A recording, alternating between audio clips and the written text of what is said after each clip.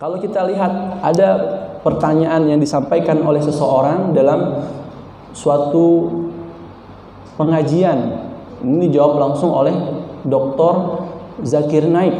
Beliau ditanya, "Wahai dokter, bagaimana pandangan Anda ketika ada seorang yang kafir tapi dia berbuat baik kepada sesama manusia? Apakah dia akan masuk ke dalam nerakanya Allah Subhanahu wa taala atau dia masuk ke dalam surganya Allah Subhanahu wa taala?" Dr. Zakir Naik jawabnya sangat masuk akal dan sangat singkat. Pertanyaan saya jawab lagi dengan suatu pertanyaan. Bagaimana menurut Anda jika ada seorang yang pandai bisa menjawab pertanyaan dari guru atau dari dosen yang diajukan kepada para mahasiswanya, tetapi ia tidak terdaftar sebagai siswa atau mahasiswa di sekolah atau di kampus tersebut? Apakah ia mendapatkan nilai dari gurunya atau dari dosennya? Tentu jawabannya tidak dapat. Kenapa tidak dapat? Karena dia bukan siswa atau mahasiswa yang terdaftar di sekolah itu atau di kampus tersebut. Oleh karenanya penting hadirin dirahmati Allah Subhanahu wa taala, keimanan kita utamakan. Maka dalam tangga tauhid itu ada namanya iman, ada namanya Islam, ada namanya ihsan. Ada namanya muraqabah, merasa diri kita diawasi oleh Allah Subhanahu wa taala sebagai bentuk kasih sayang Allah Subhanahu wa taala. Oleh karenanya hadirin dirahmati Allah Subhanahu wa taala, hak Allah Subhanahu wa taala terhadap diri kita yang pertama adalah ibadah. Sampai jam berapa Ustaz? Sampai jam berapa nih? Takut bunyi lagi nanti. Yang kedua hadirin yang dirahmati oleh Allah Subhanahu wa taala, karena ini ada 12 nih. Ada 4 Bapak Ibu ya. Yang kedua hadirin dirahmati Allah Subhanahu wa taala, hak Allah Subhanahu wa taala terhadap diri kita adalah ketaatan.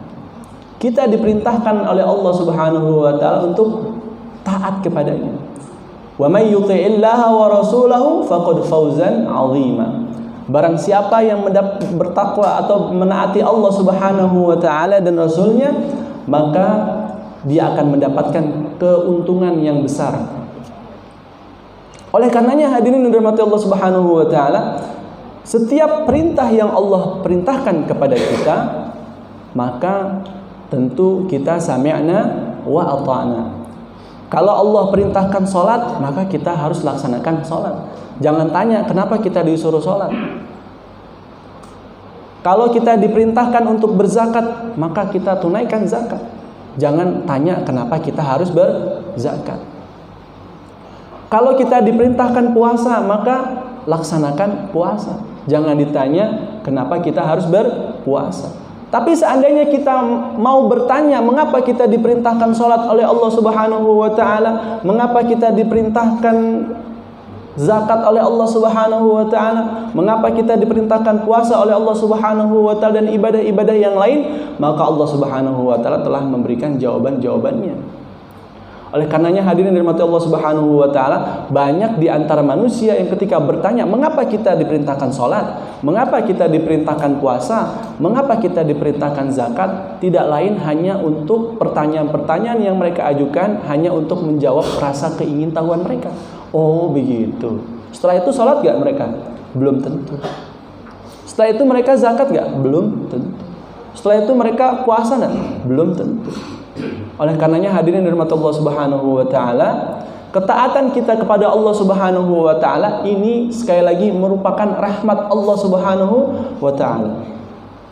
Allah Subhanahu wa taala memerintahkan kita untuk menjalin ketakwaan, membangun ketakwaan kepada Allah Subhanahu wa taala dengan ketakwaan sesuai dengan apa yang kita mampu. Misalnya hadirin dirahmati Allah Subhanahu wa taala, ini perlu dijelaskan karena kalau tidak dijelaskan ayat ini nanti akan salah paham. Oh, jadi kita ibadah suka sebisa kita aja. Bukan. Tapi ketika ada keterbatasan di dalam diri kita, hadirin dirahmati Allah Subhanahu wa taala, Allah memberikan keringanan, kemudahan terhadap apa yang telah ditetapkan kepada kita. Karena hakikatnya yuridullah bikumul yusra wala yuridu bikumul usra. Sesungguhnya Allah Subhanahu wa taala menghendaki kepada kita ini kemudahan, bukan sesuatu yang sulit. Ketika kita diperintahkan oleh Allah Subhanahu wa taala untuk melaksanakan salat, maka salat yang kita lakukan hakikatnya dikerjakan dengan cara berdiri. Kalau kita tidak bisa berdiri, maka kita kerjakan dengan duduk. Bukan gara-gara nggak bisa berdiri akhirnya tidak sholat. Bukan gara-gara nggak bisa berdiri dan duduk, nggak bisa duduk karena ada bisul akhirnya nggak sholat. Kalau tidak bisa duduk maka berbaring. Kalau tidak bisa berbaring maka dengan isyarat. Kalau tidak bisa dengan isyarat maka disolatkan. Maka ini adalah keringanan-keringanan dari sisi Allah Subhanahu wa taala, bagian dari rahmat Allah Subhanahu wa taala. Sehingga kita harus bersyukur. Kita diperintahkan taat oleh Allah Subhanahu wa taala, tapi di balik ketaatan itu ada rahmat. Ada kasih sayang Allah Subhanahu wa taala. Kita ketika dalam memasuki bulan suci Ramadan, kita dalam keadaan safar misalnya, maka kita tidak diwajibkan berpuasa. Dalam keadaan sakit yang memberatkan, kita juga tidak diwajibkan berpuasa. Dan kita diharuskan menggantinya di hari-hari yang lain. Maka ini juga bagian dari keringanan Allah Subhanahu wa taala, rahmat Allah Subhanahu wa taala. Yang penting adalah kita sami'na wa ata'na. Jangan sampai kita malah mencari-cari alasan, mencari-cari pembenaran dari apa yang telah kita kerjakan, sehingga pembenaran itu menyebabkan kita mendapatkan kerugian di sisi Allah Subhanahu wa taala. Hadirin yang dirahmati Allah Subhanahu wa taala, ketaatan kita kepada Allah Subhanahu wa taala, ketaatan kita kepada Rasul sallallahu alaihi wasallam merupakan bagian dari bentuk ketakwaan kita kepada Allah Subhanahu wa taala. Jadi kalau kita menaati Rasul, hakikatnya kita menaati Allah Subhanahu wa taala. Karena kedua-duanya hadirin dirahmati Allah Subhanahu wa taala, Nabi sallallahu alaihi wasallam menyampaikan sesuatu bukanlah sesuatu yang datang dari diri Nabi sallallahu alaihi wasallam. Wa ma yantiqu 'anil hawa in huwa illa wahyu yuha. Apa yang ada disampaikan oleh Nabi sallallahu alaihi wasallam bukanlah dari hawa nafsu Nabi sallallahu alaihi wasallam, bukan dari diri Nabi sallallahu alaihi wasallam, melainkan in huwa illa wahyu yuha, sesuatu yang diwahyukan oleh Allah Subhanahu wa taala. Hadirin dirahmati Allah Subhanahu wa taala, yang ketiga, hak Allah Subhanahu wa taala terhadap diri kita adalah syukur. Kita diperintahkan oleh Allah Subhanahu wa taala untuk senantiasa bersyukur pada Allah Subhanahu wa taala. Syukur artinya secara sederhana kita berterima kasih kepada Allah Subhanahu wa taala. Maka ketika kita berterima kasih, dalam bahasa sebutnya syukran, ya, berterima kasih. Oleh karenanya ketika kita mendapatkan kenikmatan dari Allah Subhanahu wa taala, baik kenikmatan yang kita peroleh langsung dari Allah atau kenikmatan yang kita peroleh melalui perantara manusia yang hakikatnya dari Allah Subhanahu wa taala, maka kita tidak boleh lupa untuk senantiasa bersyukur pada Allah Subhanahu wa taala. Kata Allah Subhanahu wa taala, "Wa man lam yashkurin nas lam yashkurillah." Barang siapa yang tidak berterima kasih, bersyukur kepada manusia, maka hakikatnya dia tidak bersyukur pada Allah Subhanahu wa taala. Betapa banyak orang yang diberikan kenikmatan oleh Allah Subhanahu wa taala, dia mengeluh, "Ya, masa segini doang?" Betapa banyak orang yang diberikan kenikmatan oleh Allah Subhanahu wa taala, bukannya dia bersyukur, malah dia menjadi sesuatu yang kufur. Kok saya nggak lebih banyak dari dia? Kok saya tidak lebih hebat dari dia? Ini adalah sesuatu hal yang perlu kita waspadai. Bersyukur hakikatnya berterima kasih pada Allah Subhanahu wa taala dari perkara hal-hal yang kecil. Kata Nabi sallallahu alaihi wasallam, "Man lam yashkuril qalil lam yashkuril katsir."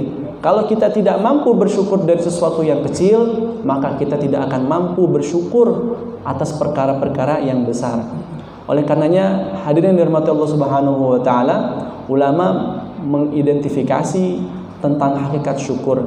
Hakikat syukur, hadirin dirahmati Allah Subhanahu wa taala, hakikatnya yang pertama adalah bahwasanya apa yang kita miliki ini semuanya dari Allah Subhanahu wa taala. Tidak ada yang kita miliki ini dari diri kita. Tidak ada yang kita miliki ini semuanya atas usaha kita. Memang hakikatnya hadirin Allah Subhanahu wa taala, perantaranya, wasilahnya adalah kita berusaha. Wasilahnya kita bekerja. Tetapi hadirin yang dirahmati Allah Subhanahu wa taala, jangan jadikan sesuatu yang kita telah usahakan ini menjadi kita lupa bahwasanya hasil atau hakikatnya semua dari Allah Subhanahu wa taala. Bahkan hadirin yang dirahmati Allah Subhanahu wa taala, Imam Malik pernah didebat oleh muridnya yang bernama Imam Syafi'i. Imam Malik waktu itu berkata bahwasanya rezeki semua yang Allah berikan kepada manusia telah Allah tetapkan. Tetapi Imam Syafi'i mengatakan bahwasanya rezeki memang telah Allah tetapkan, tetapi harus diusahakan oleh manusia. Tetapi Imam Malik mengatakan rezeki ada yang memang tidak perlu diusahakan oleh manusia, tapi Allah pasti tetapkan dengan cara dia bertakwa kepada Allah Subhanahu wa taala. Cukup dia bertakwa pada Allah Subhanahu wa taala, maka Allah akan penuhi. Akhirnya berdebatlah antara murid dengan guru. Tapi berdebatnya bukan berdebat pepesan kosong atau debat kusir, tetapi debat dengan ilmu. Akhirnya setelah berdebat, Imam Syafi'i keluar pergi ke suatu tempat karena merasa kesal dengan gurunya. Karena biasa kalau murid kalah debat dengan guru, kesal muridnya. Kalau guru nggak pernah kesal sama muridnya, tapi murid kadang-kadang suka kesal sama gurunya. Akhirnya Imam Syafi'i keluar, dan ketika dia keluar, beliau melihat ada seseorang atau sekelompok orang yang ingin memanen anggur. Ketika beliau hendak memanen anggur, maka terbersit di dalam dirinya, wah saya pengen juga anggur itu. Maka saya akan berusaha untuk membantu orang itu supaya dapat imbalan. Akhirnya setelah Imam Syafi'i melakukan suatu pekerjaan yang hakikatnya sesuai dengan apa yang dia kehendaki, dia senang dan dia ingin membuktikan bahwasanya apa yang dia ucapkan adalah sesuatu yang benar. Kemudian ketika beliau setelah selesai membawa anggur dan diberikan kepada gurunya, wahai guru, ini adalah anggur yang aku dapat dari hasil kerja kerasku. Aku di jalan ingin makan anggur, kemudian aku melihat ada sekelompok orang yang sedang memanen anggur, maka aku membantunya dan aku mendapatkan imbalan berupa anggur ini. Lalu dijawab oleh Imam Malik, wahai muridku Syafi'i, bahwasanya setelah mengajar di cuaca yang panas ini, tiba-tiba terbersit dalam hatiku ingin makan anggur. Alhamdulillah, atas izin Allah Subhanahu wa taala, engkau datang membawakanku anggur tanpa aku harus bersusah-susah bekerja payah untuk mendapatkan anggur ini. Intinya apa hadirin dirahmati Allah Subhanahu wa taala? Rezeki hakikatnya telah ditentukan oleh Allah Subhanahu wa taala. Usaha yang kita lakukan hanya wasilah untuk mendapatkan rezekinya Allah Subhanahu wa taala. Makanya hadirin dirahmati Allah Subhanahu wa taala, ketika kita meniatkan semuanya karena Allah Subhanahu wa taala, maka kita akan mendapatkan pemenuhan atas segala apa yang Allah kehendaki atas diri kita. Allah akan berikan kecukupan atas diri kita. Allah Subhanahu wa taala akan penuhi kebutuhan kita. Karena hakikatnya kita jadikan wasilah kita, perantara usaha yang kita kerjakan untuk Allah Subhanahu wa taala. Makanya orang berusaha, hadirin rahmat Allah Subhanahu wa taala, zaman dulu orang berniaga tujuannya adalah ta'awun, untuk saling tolong menolong. Beda kalau zaman sekarang, usaha untuk cari untung untuk diri sendiri. Bahkan tidak sedikit orang yang ketika berjualan dengan menggunakan sistem nimbun. Sistem dia simpan barang sampai barang langka, akhirnya dia mendapatkan keuntungan berlipat ganda. Maka itu hakikatnya bukan lagi konsep ta'awun. Allah perintahkan kepada kita, ta'awanu 'alal birri wat taqwa, saling tolong menolonglah kalian dalam ketakwaan dan kebaikan. Wala ta'awanu 'alal itsmi wal 'udwan, dan janganlah kamu tolong-menolong terhadap perbuatan yang mendatangkan dosa dan permusuhan. Oleh karenanya hadirin rahmat Allah Subhanahu wa taala, yang kedua hakikat syukur kata para ulama disampaikan adalah menyadari bahwasanya setiap yang Allah berikan kepada kita harus sesuai dengan kehendak yang memberikannya, keinginan yang memberikan nikmat tersebut. Misalnya Bapak Ibu, secara sederhana kita dipinjemin mobil, kira-kira keinginan yang meminjamkan mobil apa Bu? Pak, tentu kita membawanya tidak asal-asalan, nggak ditabrakin tuh mobil yang kita pinjam, atau tidak kita balikin dalam keadaan bensin kosong, atau tidak kita balikan dalam keadaan mobil kotor. Tentu ketika Allah Subhanahu wa taala, tentu ketika manusia tadi, orang tadi memberikan pinjaman mobil kepada kita, tentu harapannya sesuai dengan keadaan di mana ketika ia meminjamkannya. Ketika ia meminjamkan dalam keadaan bensin full, ya balik juga harus full. Ketika ia meminjamkan dalam keadaan bersih, maka pulang juga dalam keadaan bersih. Ketika ia meminjamkan dalam keadaan sehat walafiat, maka mengembalikannya juga dalam keadaan sehat walafiat. Makanya hadirin rahmatullah subhanahu wa ta'ala, ketika kita diberikan nikmat oleh Allah Subhanahu wa taala, sudah sepatutnya kenikmatan yang Allah berikan kepada kita, kita gunakan di jalan Allah Subhanahu wa taala. Bukan kita gunakan sesuatu nikmat yang Allah berikan kepada kita untuk sesuatu yang sifatnya mendatangkan murkanya Allah Subhanahu wa taala. Maka Allah sampaikan, la in syakartum la azidannakum. Jika engkau bersyukur atas nikmat yang telah aku berikan, kata Allah Subhanahu wa taala, la azidannakum, maka pasti akan aku tambah nikmat tersebut. Wala in kafartum, kata Allah Subhanahu wa taala, jika engkau mengingkari nikmat yang telah aku berikan, inna azabi lasyadid, maka sesungguhnya siksaku sangat pedih. Oleh karenanya hadirin yang dirahmati Allah Subhanahu wa taala, jangan sampai kita iri melihat orang yang diberikan, seolah-olah diberikan nikmat oleh Allah Subhanahu wa taala, tapi kok dia nggak pernah ibadah pada Allah Subhanahu wa taala, nggak pernah kelihatan kayaknya bersosialisasi dengan baik kepada sesama masyarakat misalnya, tapi kok hidupnya kelihatannya bahagia-bahagia saja. Boleh jadi yang diberikan oleh Allah Subhanahu wa taala bukanlah nikmat, melainkan istidraj.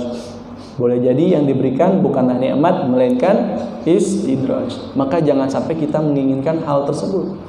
Hadirin dirahmati Allah Subhanahu wa taala, kalau kita meyakini apa yang kita alami dalam hidup kita hakikatnya adalah rahmat Allah Subhanahu wa taala, di dalamnya selalu senantiasa ada kasih sayang Allah Subhanahu wa taala, maka kita merasakan apa yang terjadi dalam diri kita ini tidak lain tidak bukan adalah kasih sayang Allah Subhanahu wa taala.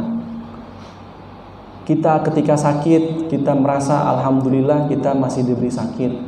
Boleh jadi sakit yang Allah berikan kepada kita ini sebagai tanda kita untuk memperbaiki diri kita, untuk bertaubat kepada Allah Subhanahu wa taala. Karena ada orang yang enggak langsung sakit, enggak sakit dulu, tiba-tiba langsung pindah alam, ya. Maka kita bersyukur. Kemudian ada yang diberikan kesulitan oleh Allah Subhanahu wa taala. Boleh jadi kesulitan ini adalah sesuatu langkah untuk mencapai kemudahan di masa yang akan datang. Karena seorang atlet biasanya ketika dia ingin juara dalam suatu perlombaan, biasanya dia melewati masa-masa sulit. Banyak orang yang melihat seseorang mencapai keberhasilan ketika dia sudah di atas. Wah, enak dia juara 1. Tapi orang banyak yang tidak tahu usaha apa yang telah dilakukannya. Ada orang sampai nangis-nangis, dia usaha, ya. Itu Bapak Ibu, Cristiano Ronaldo itu usia 30 berapa sekarang? 38 apa 39. Itu bisa sampai kondisi fisik seperti itu karena dia melakukan latihan yang keras. Gak mungkin dia misalnya habis latihan kemudian dia makan makanan fast food misalnya, atau ke diskotik misalnya, atau minum-minuman keras. Tentu ketika ia lakukan, tentu dia tidak akan mendapatkan kondisi fisik seperti saat ini yang ia rasakan. Yang berikutnya hadirin rahmatullah subhanahu wa ta'ala, hak Allah Subhanahu wa taala terhadap diri kita yang terakhir adalah tawakal. Setelah tadi yang pertama kita beribadah kepada Allah Subhanahu wa taala, yang kedua taat kepada Allah Subhanahu wa taala, kemudian yang ketiga kita bersyukur kepada Allah Subhanahu wa taala, maka hak Allah Subhanahu wa taala kepada kita yang terakhir adalah tawakal. Allah Subhanahu wa taala sampaikan, "Wa may yatawakkal 'ala Allah fahuwa hasbuh." Barang siapa yang menyerahkan sepenuhnya urusan pada Allah Subhanahu wa taala, maka Allah pasti akan cukupkan. Allah pasti cukupkan. Kira-kira Bapak Ibu mau lebih atau cukup? Lebih. Kalau lebih berarti banyak yang tidak terpakai. Benar gak Bu? Artinya misalnya ada orang dikasih lebih oleh Allah Subhanahu wa taala, punya rumah di seluruh pulau. Di seluruh pulau di dunia ini dia punya rumah. Kira-kira enak gak Bapak Ibu? Kelihatannya enak, tapi ribet Bapak Ibu. Ribet ya. Yang enak punya rumah cukup 1 hektar Bu ya. Alhamdulillah. Mau beli mobil cukup uangnya, alhamdulillah. Terus mau apa lagi Ustaz? Mau beli yang lain-lain cukup, yang penting cukup. Kawin lagi. Yang enak alhamdulillah Allah berikan kecukupan. Karena artinya kecukupan itu sesuai dengan apa yang kita butuhkan, bukan apa yang kita inginkan. Tentu kalau kita ingin ya Bapak Ibu ya, tentu tidak akan ada habis-habisnya. Sudah diberi gunung emas 1, boleh jadi kita meminta gunung emas yang kedua. Sudah punya 2, minta 3. Begitu seterusnya. Inilah sifat manusia. Innal insana khuliqa halu'a idza massahu syarru jazua wa idza massahu khairu manu'a. Manusia ketika Allah Subhanahu wa taala diberikan keluh kesah, diberikan kesulitan, maka dia berkeluh kesah. Ketika ia diberikan kebahagiaan, maka dia berbangga hati. Inilah sifat manusia. Oleh karenanya hadirin rahmatullah Subhanahu wa taala, tawakal ini bagian dari keimanan, ketakwaan kepada Allah Subhanahu wa taala. Karena ayat ini wa may yatawakkal 'ala Allah berbarengan dengan ayat ketakwaan. Wa may yattaqillaha yaj'al lahu makhraja wa yarzuqhu min haitsu la yahtasib wa may yatawakkal 'ala Allah fa huwa hasbuh. Barang siapa yang bertakwa pada Allah Subhanahu wa taala, maka kami akan berikan bagi mereka yang bertakwa rezeki yang tak terkira dan sesuatu yang tidak pernah dia duga-duga sebelumnya. Dan barang siapa yang bertawakal kepada Allah Subhanahu wa taala, maka pasti Allah akan cukupi. Tetapi hadirin yang dirahmati Allah Subhanahu wa taala, perlu kita fahami bahwasanya tawakal ini harus didahului dengan ketakwaan. Ketakwaan ini adalah ikhtiar kita pada Allah Subhanahu wa taala. Tadi sebagaimana di awal, ibadah kita jadikan bentuk ketakwaan. Setelah ibadah kita tawakal. Kan kita diperintahkan oleh Allah Subhanahu wa taala untuk beribadah. Salat kita untuk ibadah pada Allah Subhanahu wa taala. Setelah salat kita doa pada Allah Subhanahu wa taala. Doanya juga kita niatkan untuk kembali ibadah pada Allah Subhanahu wa taala, maka Allah akan cukupi apa yang telah kita inginkan. Bahkan boleh jadi ketika kita bertakwa pada Allah Subhanahu wa taala, belum kita minta sudah dikasih oleh Allah Subhanahu wa taala. Ini adalah suatu kemuliaan dari sisi Allah Subhanahu wa taala bagi orang-orang yang belum minta udah dikasih. Kurang enak apa tuh? Kayak tadi. Cuma tadi saya nggak minta kopi, jadi nggak dikasih. Bapak-bapak belum minta kopi udah dikasih kopi, alhamdulillah. Tadi saya belum minta air putih sudah dikasih air putih. Ini alhamdulillah. Nikmat Allah Subhanahu wa taala. Fabi ayyi ala'i rabbikuma tukadziban. Nikmat Tuhanmu yang mana lagi yang kamu dustakan? Maka sebagai bentuk dari rasa syukur kita pada Allah Subhanahu wa taala, syukur kepada orang yang telah menyediakan air pada kita, maka kita minum untuk bersyukur. Ini saya minum nih. Bismillahirrahmanirrahim. Alhamdulillah. Kopi Enggak kopi. Ini berarti bersyukur. Kalau sudah disediakan diminum berarti bersyukur. Alhamdulillah. Oleh karenanya hadirin Allah Subhanahu wa taala, banyak orang-orang yang memiliki paham sekuler, memisahkan antara negara dengan agama, atau pandangannya agama tidak boleh bercampur dalam urusan yang sifatnya umum. Maka dia berpandangan namanya usaha tidak akan mengkhianati hasil. Ini adalah sesuatu hal yang keliru Bapak Ibu.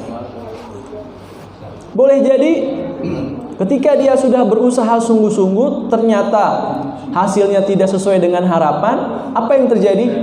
Kecewa. Kalau sudah kecewa bagaimana? Akhirnya meninggalkan Allah Subhanahu wa taala. Akhirnya pindah agama, akhirnya tidak bertuhan. Ini karena dia memiliki keyakinan potensi bahwasanya kalau saya usaha pasti saya berhasil. Nggak mungkin nggak berhasil. Dia lupa bahwasanya usaha itu hanya sebab, keberhasilan akibat, dan akibat yang diterima olehnya tidak lain tidak bukan adalah kehendak Allah Subhanahu wa taala. Boleh jadi ketika dia sudah berusaha dengan sungguh-sungguh dan belum berhasil, diibaratkan seperti orang mau melompat. Kira-kira Bapak Ibu kalau kita mau lompat apa yang kita lakukan? Tentu kita mundur dulu. Mundur 1-2 langkah atau mundur 2-3 kilo ya. Enggak ya, kejauhan itu. Mundur 2-3 langkah, akhirnya kita niatnya mau melangkah 2 langkah ke depan, akhirnya kita bisa melompat hingga 10 langkah ke depan. Ini kalau kita yakin bahwasanya setiap apa yang terjadi dalam diri kita tidak terlepas dari perannya Allah Subhanahu wa taala. Oleh karenanya hadirin rahmat Allah Subhanahu wa taala, mudah-mudahan dari 4 hak Allah Subhanahu wa taala terhadap diri kita yang telah kita sama-sama pahami, mudah-mudahan Allah Subhanahu wa taala memberikan keberkahan dan kemuliaan untuk kita semua. Dan mari kita akhiri dengan doa kafaratul majlis. Subhanakallahumma wa bihamdika asyhadu an la ilaha illa anta astaghfiruka wa atubu ilaik. Kurang lebihnya mohon maaf. Apabila ada yang benar datangnya dari Allah, apabila ada yang salah datangnya dari kekurangan diri saya pribadi. Nasrul minallah, fathun qarib, wa basyiril mu'minin. Wassalamualaikum warahmatullahi wabarakatuh.